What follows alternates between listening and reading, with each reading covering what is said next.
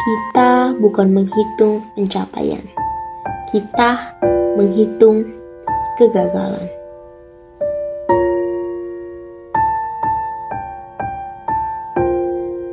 Hai, selamat datang di podcast Pena Bercerita.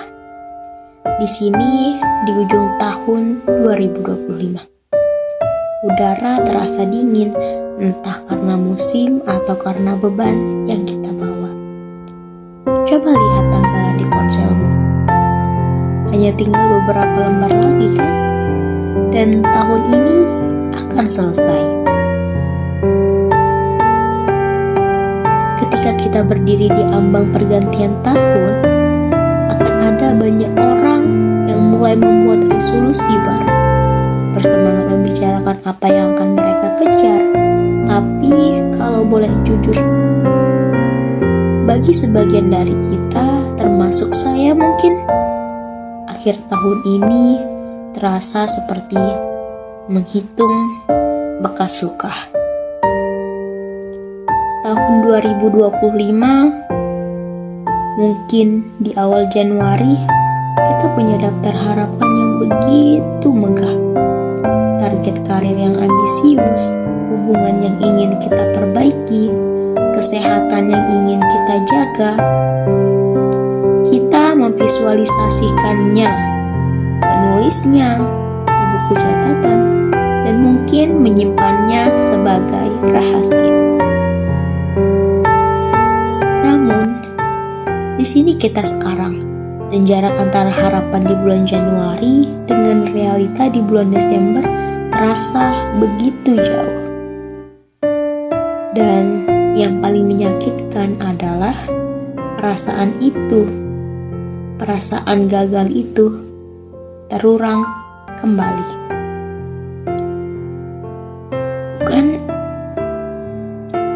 Bukan hanya sekali, tapi banyak sekali.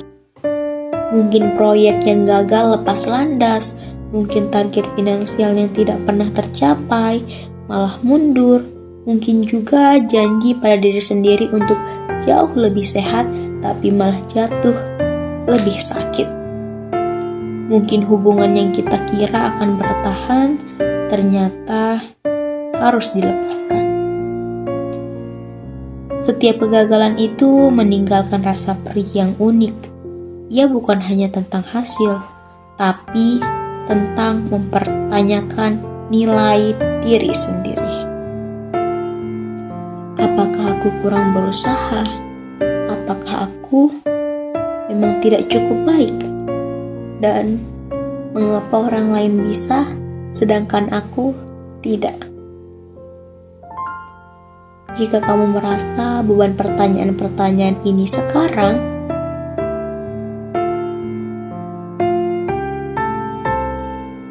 dengarkan aku baik-baik. Kamu tidak sendirian. Seringkali dunia hanya melihat hasil akhir. Mereka melihat piala, melihat kenaikan jabatan, melihat postingan di sosial media yang tampak sempurna. Tapi mereka tidak melihat malam-malam tanpa tidurmu, usaha diam-diam yang kamu lakukan, atau air mata yang kamu seka saat tidak ada yang melihat. Ada upaya yang begitu tulus, yang kita tahu telah kita berikan 100%. Tapi, alam semesta seolah punya rencana lain. Kita berusaha sekuat tenaga, mendayung, tapi ombaknya terlalu besar. Kita merasa malu untuk mengakui bahwa, ya tahun ini aku lebih banyak terpuruk daripada bangkitnya.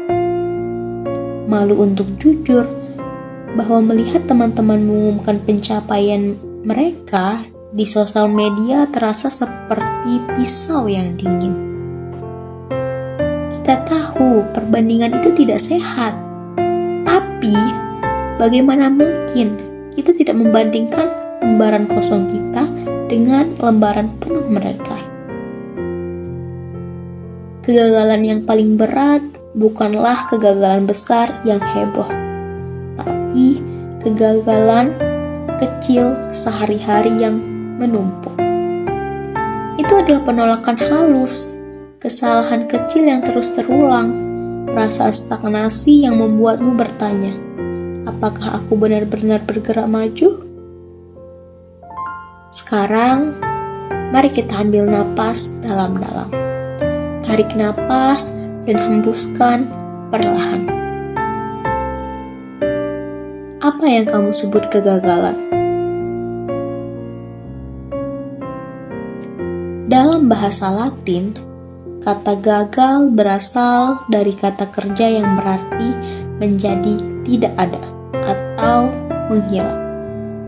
Tapi kenyataan pada dirimu, apakah kamu benar-benar menghilang?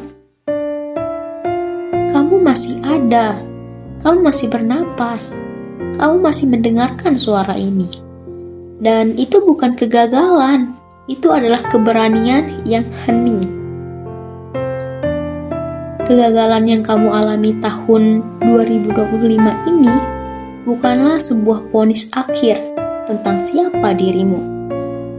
Kegagalan hanyalah data, ia adalah informasi yang mahal, yang menunjukkan bahwa cara yang kamu tempuh tidak berhasil dan bahwa kamu perlu mengubah petanya. Semua air mata, semua frustasi, semua pintu yang tertutup itu sebenarnya telah memberikanmu sebuah hadiah tersembunyi. Coba pikirkan ini.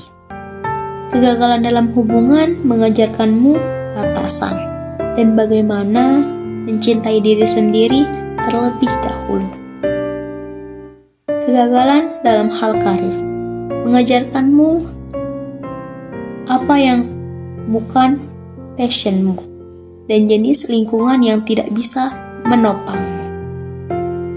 Kegagalan finansial mengajarkanmu ketahanan dan pentingnya perencanaan, bukan sekedar kecepatan.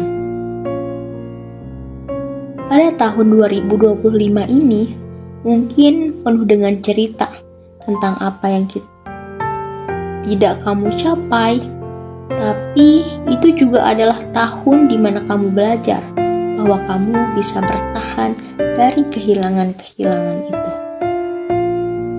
Itu adalah tahun di mana kamu belajar bahwa pundakmu jauh lebih kuat daripada yang kamu duga. Kita tidak bisa memasuki tahun 2026 dengan membawa serta rasa malu atas kegagalan di tahun 2025. Bawa bekas lukanya. Bekas luka itu adalah peta kemana kamu tidak boleh kembali dan pengingat bahwa kamu selamat. Bekas luka itu adalah bukti bahwa kamu pernah bertaruh dan kamu tidak menyerah, meskipun rasanya kamu sangat ingin. Tugas kita sekarang bukan melupakan, tugas kita adalah memproses. Jika kamu merasa kamu gagal 10 kali, itu berarti kamu punya 10 alasan untuk memulai lagi dengan cara yang berbeda.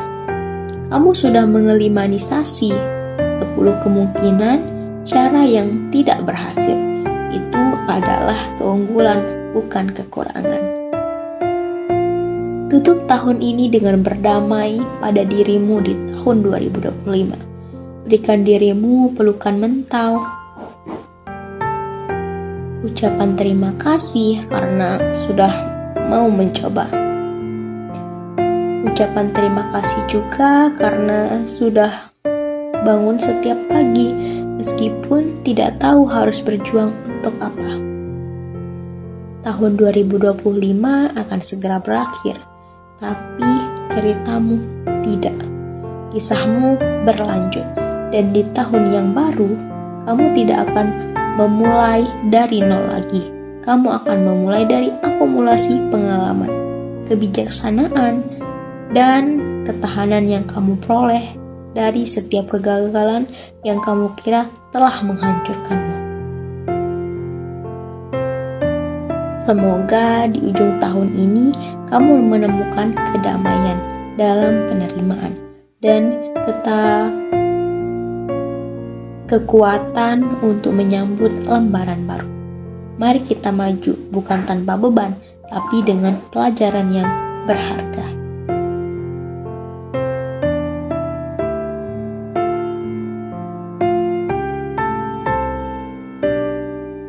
Terima kasih sudah mendengarkan. Sampai jumpa di tahun yang lebih baik. Teman, jaga dirimu.